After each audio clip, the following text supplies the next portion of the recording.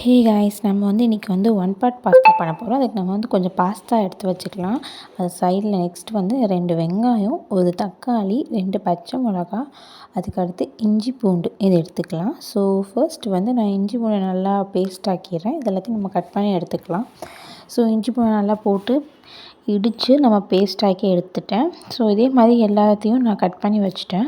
So first ஒரு one pot pasta செய்கிறதுக்கு ஒரு குக்கரில் தான் நம்ம செய்ய போகிறோம். ஸோ ஃபர்ஸ்ட் அடுப்பு ஆன் பண்ணிவிட்டு 2 டேபிள் ஸ்பூன் ஆயில் ஊற்றிடலாம். ஸோ அதில் கொஞ்சம் ஸ்பைசஸ் ஆட் பண்ணலாம். 1 பிரிஞ்சி இலை, 2 கிராம்பு, 1 பட்டை, 1 நட்சத்திர சோம்பு. ஸோ இது எல்லாத்தையும் போட்டுட்டு வெங்காயத்தையும் போட்டுடலாம். ஸோ இதெல்லாம் போட்டுட்டக்கப்புறம் கொஞ்சம் நல்லா வதக்க ஆரம்பிப்போம். வெங்காயத்தோடையே சேர்த்து பச்சை மிளகாவையும் சேர்த்து போட்டுடலாம்.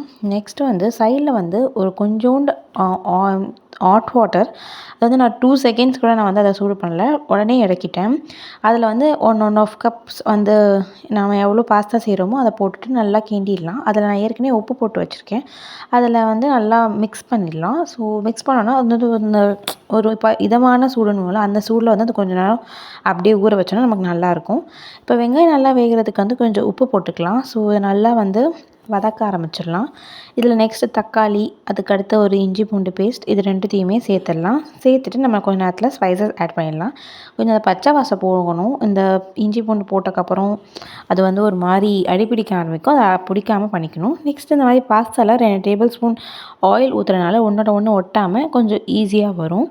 நெக்ஸ்ட்டு இது நல்லா வதங்கிடுச்சு, பார்த்தாலே தெரியுது.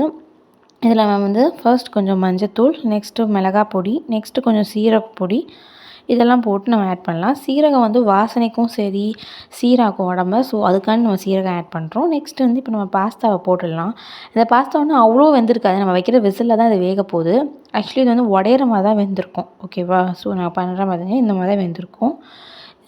இதனால் நம்ம அப்படியே போட்டுட்டு நெக்ஸ்ட்டு கொஞ்சம் காரம், கொஞ்சம் டேஸ்ட் தெரியணுன்றதுக்காண்டி அதுக்கு நான் கரம் மசாலா கொஞ்சம் ஆட் பண்ணுறேன்.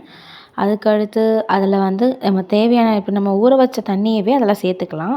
ஓகேவா? ஸோ அப்போ நான் 1.5 கப் பாஸ்தா போட்டேன். அதனால் நான் 2 கப்ஸ் இல்லை 2 கப்ஸ் தண்ணி ஊற்றுறேன். அது முழுங்குற அளவுக்கு ஊற்றுறேன். எனக்கு கொஞ்சம் சூப்பியாக வேணுன்றதுக்காக நான் இன்னும் 1 கப் ஆட் பண்ணிக்கிறேன்.